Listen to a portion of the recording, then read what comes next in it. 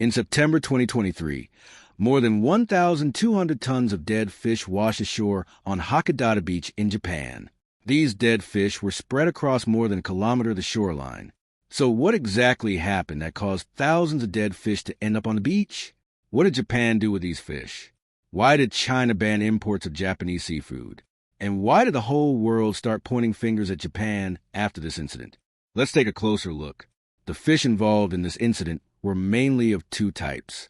The first was sardines, small silver-colored fish that are usually about 6 to 10 inches long. They are very agile and mostly travel in large groups in the ocean. The second type was mackerel, which are also silver in color and equally fast swimmers. Mackerel are highly migratory and also tend to move in groups. When these dead fish washed up on the beach, a local fisherman said that he had been fishing in the area for 25 years, but had never seen anything like this in his life. However, such mass fish die-offs are not entirely new. A few months earlier, in September 2023, a similar scene was seen on the beaches of Galveston, Texas, where thousands of dead fish washed ashore. On March 19, 2023, a similar incident occurred in Australia, where thousands of fish floated to the surface in the Darling River. The species involved there included bony herring, Murray cod, golden perch, silver perch, and carp. Incidents like this have been reported in several other places as well. The exact cause of these mass deaths is still not fully known, but local authorities have suggested possible explanations. Australian authorities stated that the oxygen levels in the water had dropped significantly, which led to the fish dying.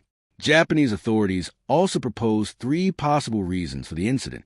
The first is the same, that a lack of oxygen in the water may have caused the fish to die.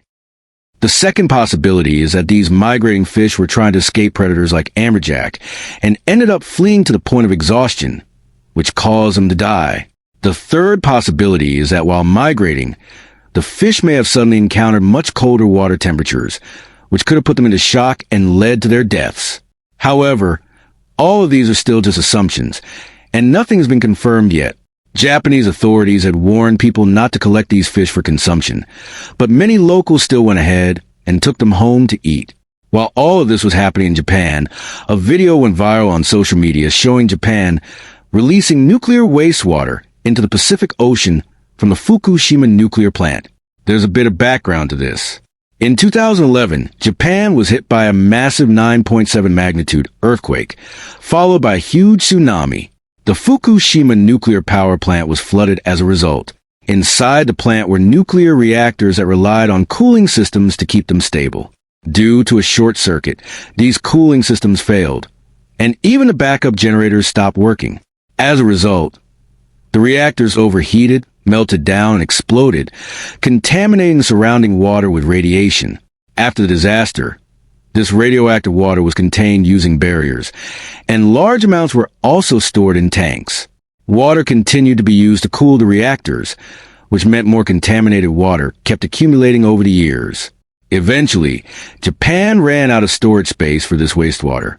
In 2020, the Japanese government proposed a plan to treat the contaminated water to some extent and gradually release it into the ocean, saying there was no other viable option. Japan stated that the process would take around 30 years and that the water would be released slowly to avoid sudden environmental changes. In August 2023, Japan released treated radioactive water from the Fukushima plant into the Pacific Ocean for the first time, which triggered strong reactions from neighboring countries. China imposed a ban, and Hong Kong banned seafood imports from 9 regions of Japan. North Korea called Japan's actions a crime against humanity. Officials in South Korea said that instead of just banning Japanese seafood, people should avoid eating seafood altogether. In South Korea, protesters gathered in front of the Japanese embassy, saying that the ocean is not Japan's trash bin.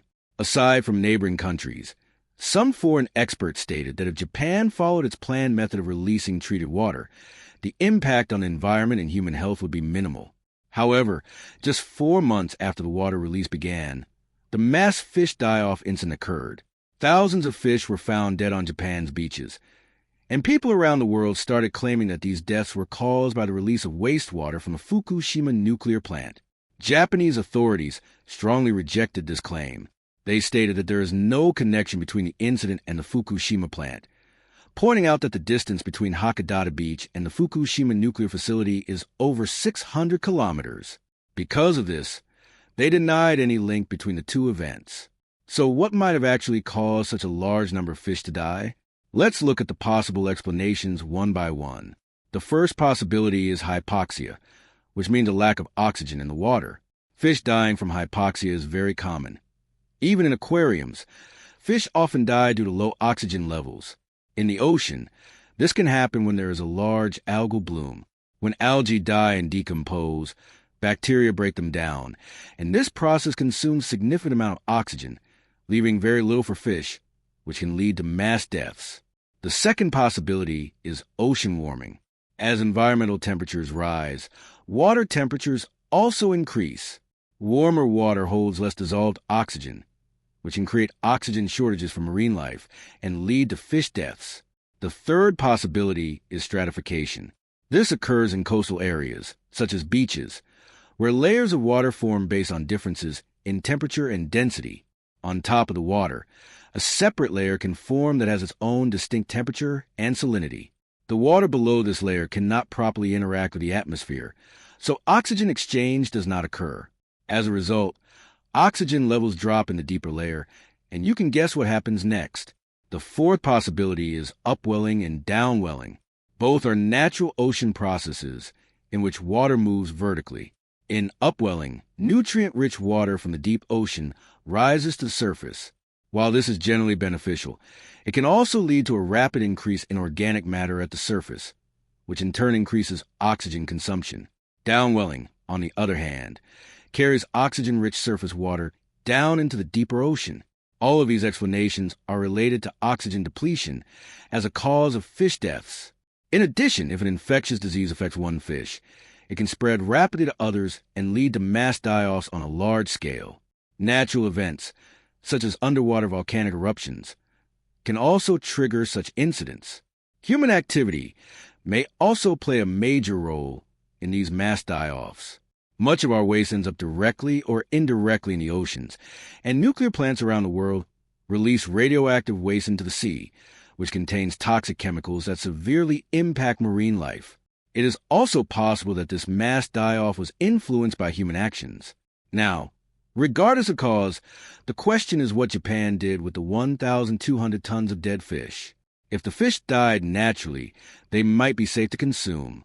However, if they died due to toxins or disease, consuming them could be harmful to human health.